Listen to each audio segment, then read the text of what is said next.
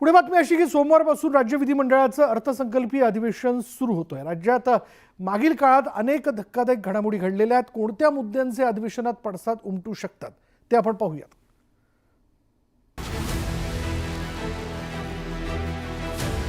अर्थसंकल्पीय अधिवेशनात सरकारची कोंडी करण्यासाठी विरोधकांच्या हाती मोठे मुद्दे लागले। त्यातील काही मुद्दे सरकारला चांगले चढ जाऊ शकतात। ते मुद्दे कोणते बघूयात। स्वारगेट बसस्थानकात तरुणीवर झालेला बलात्कार, केंद्रीय राज्यमंत्री रक्षा खडसेंच्या मुलीची छेड, धनंजय मुंडेंचा निकटवर्तीय कराडवर आरोपपत्र दाखल झाल्यामुळे विरोधकांकडून राजीनाम्याची मागणी, माणिकराव कोकाटेंना शिक्षा सुनावल्यानं राजीनाम्याची मागणी विरोधकांकडून केली जाणार आहे।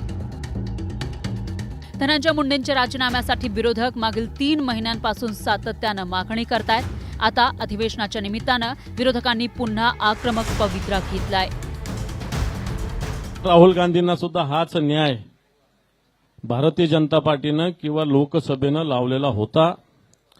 तोच न्याय आत्ताचे जे कृषी मंत्री आहेत माणिकराव कोकाटे यांच्यावर दोष सिद्ध झालेला आहे।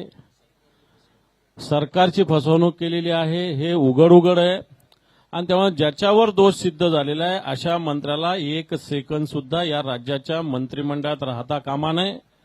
त्याचं सदस्यत्व रद्द झालं पाहिजे आणि त्यांना मंत्रिपदावरून ताबडतोब काढलं पाहिजे। तत्कालीन राज्यपाल कोश्यारींनी सुरू केलेली परंपरा महापुरुषाचा अवमान करणं, छत्रपती शिवरायांचा अवमान करणं, महात्मा ज्योतिबा फुलेंचा अवमान करणं, डॉक्टर बाबासाहेब आंबेडकरांचा अवमान करणं, हीच परंपरा हे लोक सुरू ठेवतात आणि त्याला सरकार संरक्षण देतंय। कोरटकर असेल राहुल सोलापूरकर असेल ही एकाच माळ्याची मणी आहे।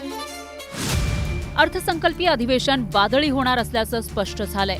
बलात्कार, छेड, मंत्र्यांच्या राजीनाम्याची मागणी याशिवाय सोयाबीन, कपाशीला मिळत असलेला अल्पभाव हे मुद्देही प्रभावी ठरू शकतात। त्यामुळे सरकार कोणती पावलं उचलतं याकडे सगळ्यांचं लक्ष लागलंय। Bureau report, news 18 Lokmat.